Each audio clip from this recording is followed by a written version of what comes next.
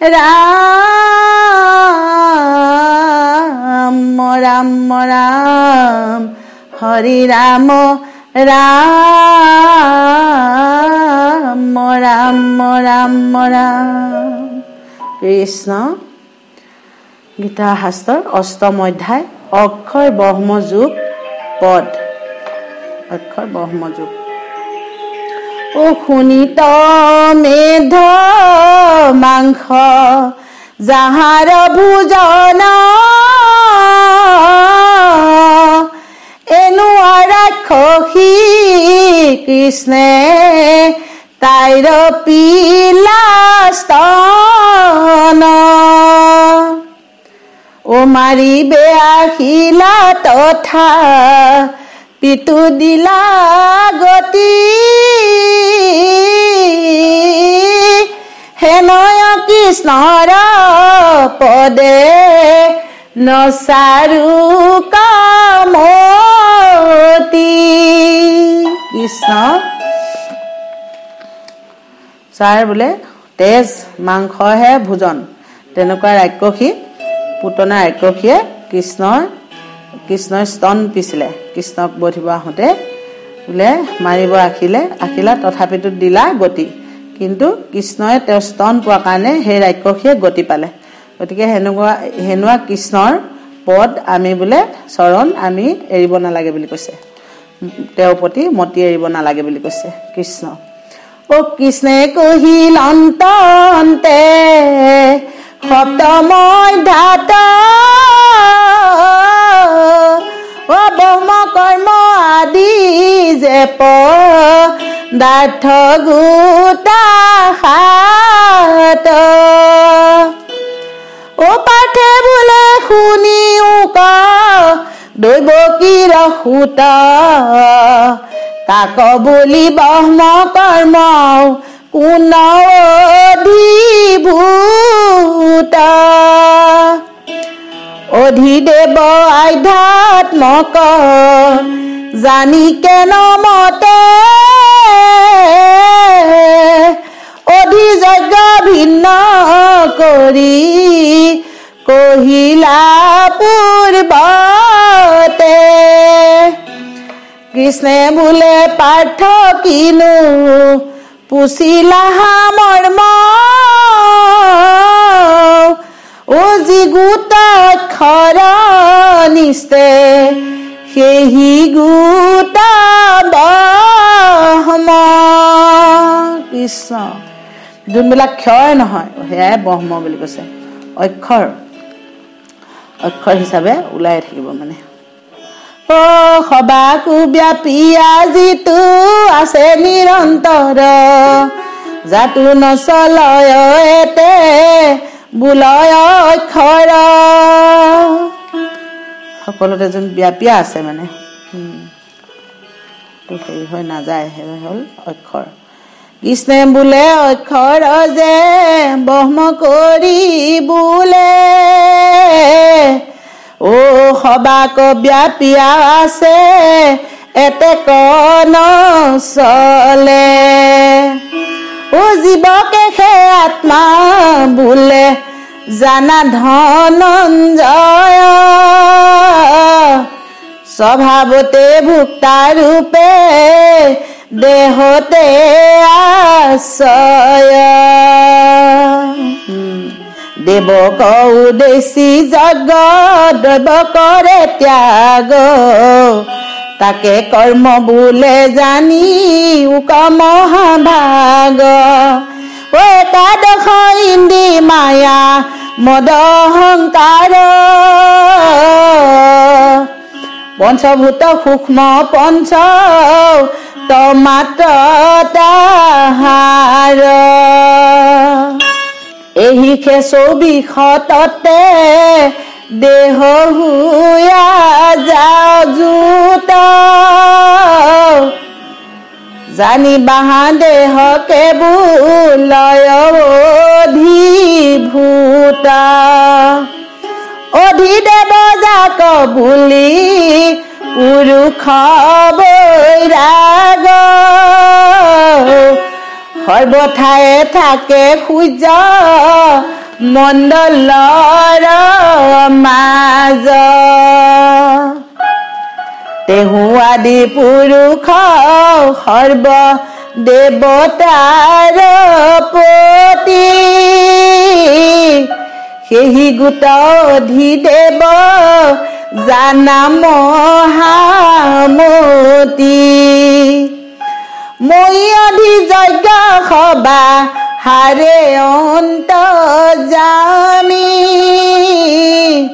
পৱতক নিয়ামক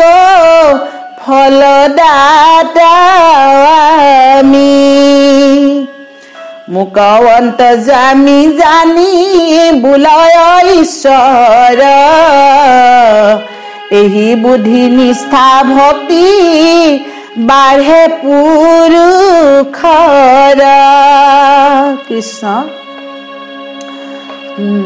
মই বোলে অন্তৰ্যামী অধিযোগ্য সভা আৰু অন্তৰ্যামী ৰূপে সকলো ভগৱন্তই চাই থাকে জানি থাকে প্ৰৱৰ্তন কৰে পালন কৰে ফল দিয়ে যিমতে কৰ্ম কৰা হয় সেইমতে ফল দিয়ে গতিকে মোকেই বোলে অন্তৰ্যামী জানি মোকেই ঈশ্বৰ বুলি কয় সেই বুলি কৈছে ভগৱন্তই এই বুদ্ধি নিষ্ঠা ভক্তি বাঢ়ে পুৰুষৰ তেনেকুৱা বুদ্ধি নিষ্ঠা হলে পুৰুষৰ ভক্তি বাঢ়ে বুলি কৈছে সকলোৱে কৃষ্ণৰ প্ৰতি ভক্তি বাঢ়ে সেই কথাবিলাক জানিলে মানে কৃষ্ণ আচুক জানিবে নাম লয়ে বাৰ দেহ যত পাপ আছে চন হুৱে তাৰ সদা যে স্মৰে তাৰ কি কহিবে কথা মৃত্যু কালে স্মৰণৰ শুনিও ব্যৱস্থা প্ৰাণ প্ৰয়াণত যিটো মোৰ নাম লয় মোৰ স্বৰূপক পায় চতুৰ্ভুজ হয় মৃত্যু কালত দেহটো ত্যাগ কৰাৰ সময়ত যদি ঈশ্বৰৰ নাম ওলায় সেই প্ৰাণ প্ৰয়াণ বুলি কৈছে প্ৰাণ প্ৰয়াণৰ সময়ত যদি বোলে মোৰ নাম লয় তেতিয়া মোৰ স্বৰূপ পায় বুলি কৈছে চতুৰ্ভুজৰূপে মোৰ স্বৰূপ পায় সেই বৈকুণ্ঠত স্থায় পায়গে তেওঁৰ ওচৰতে চতুৰ্ভুজ হয় বুলি কৈছে আছো কমহুৰ কথা প্ৰাণী আছে যত দেখয় চিন্তয় যদি মৰণ কালত মৃত্যুৰ সময়ত যদি মানে ভগৱন্তৰ নাম লয় প্ৰাণ প্ৰয়াণত যিটো মূৰৰ নাম লয় মূৰৰ স্বৰূপক পায় চতুৰ্ভুজ হয় তেতিয়া মোৰ স্বৰূপ পায় চতুৰ্ভুজ হয় বুলি কৈছে আচুক মুহুৰ কথা প্ৰাণী আছে যত দেখয় চিন্তয় যদি মৰণ কালত ভগৱন্তৰ কথা যদি মৰণ কালত চিন্তা কৰে তেওঁৰ ৰূপে পায় আচুক মুহুৰ কথা প্ৰাণী আছে যত দেখয় চিন্তয় যদি মৰণ কালত জীৱা জীৱা বস্তু কস্মৰীয়া প্ৰাণ এৰে মৰিয়া জন্ম কলভি তাৰ ৰূপ ধৰে ভগৱন্তৰ নাম স্মৰণ কৰি ভগৱন্তৰ নাম লৈ ভগৱন্তৰ গুণানুকীৰ্তন কৰি মৃত্যুৰ সময়ত যদি দেহটো এৰিব পাৰে তেতিয়া ঈশ্বৰৰে ৰূপ স্বৰূপ পায় যদি আকৌ বেলেগ বস্তু বেলেগ কথা সংসাৰখনৰ কথা কিবা কথা বোলে ল'ৰা ছোৱালী কোনোবা কাবা কথা সেনেকে কৰি চিন্তা কৰি সেই মৃত্যুৰ সময়ত যাৰ কথা চিন্তা কৰি প্ৰাণেৰে সেইজনৰ ৰূপকে পায় বুলি কৈছে ভগৱন্ত প্ৰভুৱে কৃষ্ণ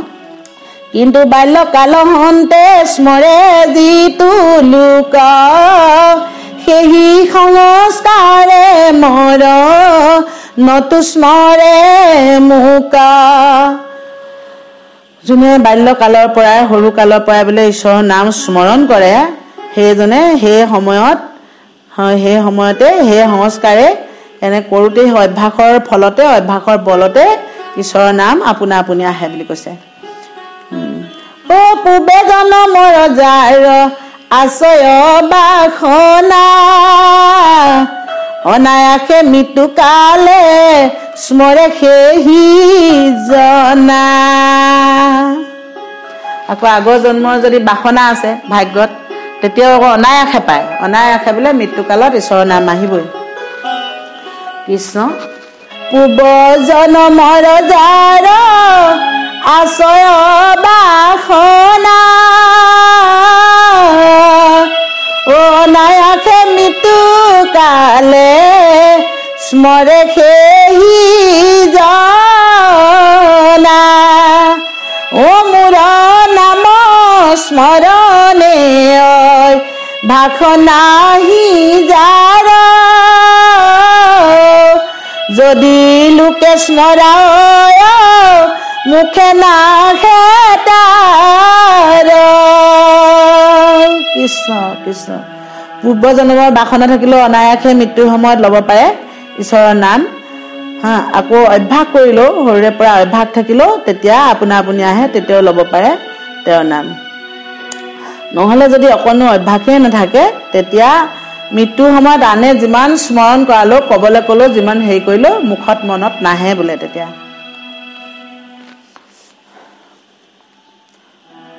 ও দৃঢ় কৰি ৰাম কৃষ্ণ ও বোলে কৰ্ণ মূলে ও তাক নুশুনিয়া বাপ মাত্ৰ বোলে কাণৰ ফুটাটোতো যদি আনে গৈ কাণৰ প্ৰতি দৃঢ় কৰি বোলে ঈশ্বৰৰ নাম লওক কৃষ্ণ বুলি কওক এনেকে কৰক যিমানে ক'লেও বোলে সেই টাইমত নাহে আয়ো বাপো বুলিহে আহিব সেই সময়ত ইভাগেতো যিমান ল'লো মৃত্যুৰ সময়ত নাহিলেতো নহয় ধৰক তেনেকুৱা নিচিনা কথা বোলে নাহে সেইকাৰণে আমি এতিয়াৰ পৰাই অভ্যাস কৰিব লাগে যেনেকৈ ধ্ৰুৱই 5 বছৰ বয়সৰ পৰাই কেনেকৈ ভগৱানক চিন্তা কৰি কেনেকৈ পালে গতি কেনেকৈ হেৰি পালে প্ৰহ্লাদে কেনেকৈ পালে প্ৰহ্লাদ ধ্ৰুৱৰ আখ্যান হেৰি আপোনালোকে দেখিছে চাইছে সকলো জানেই তেনেকৈ অভ্যাস কৰিব লাগে আমিও অনেকৰ জন্ম তাৰ আছে পাপ ৰাখি ও তবদ কৰাৱে চতুৰ ভিতি ঢাকি আখি জিকালত পুৰুষৰ প্ৰাণ হুৱে হত এই ৰূপে চিন্তিবে কও হৃদি কমলত লগত আধাৰময়ী ব্যাপক ঈশ্বৰ অনুটো অধিক সূক্ষ্ম মন গোচৰ কোটি সূৰ্য প্ৰকাশয় প্ৰকৃতি তপৰ অন্তকালে ভক্তি যুক্ত হুয়া স্মৰে নৰ ও ঈশ্বৰ পদাৰ বিন্দে প্ৰৱেশিয়া মতি মনক নিশ্চল কৰি পাৱে ব্ৰহ্ম গতি হেন জানি অভ্যাসে পুৰিয়া সৰ্বদায়ী স্মৰণ চিন্তন মূল তৰণ উপায়ী স্মৰণ চিন্তন ভাগ কহে যিটো জন সেই গুৰু মোৰ তাৰ বন্ধু চৰণ সাংখ্য ধৰ্মৰ লাভ এহি সেই কাৰণ অন্তকালে স্মৰিয়া বুলয় নাৰায়ণ সামান্য স্মৰণ যেন কহিলুই মত মন বশ কৰি চিতে তাৰ কহু তত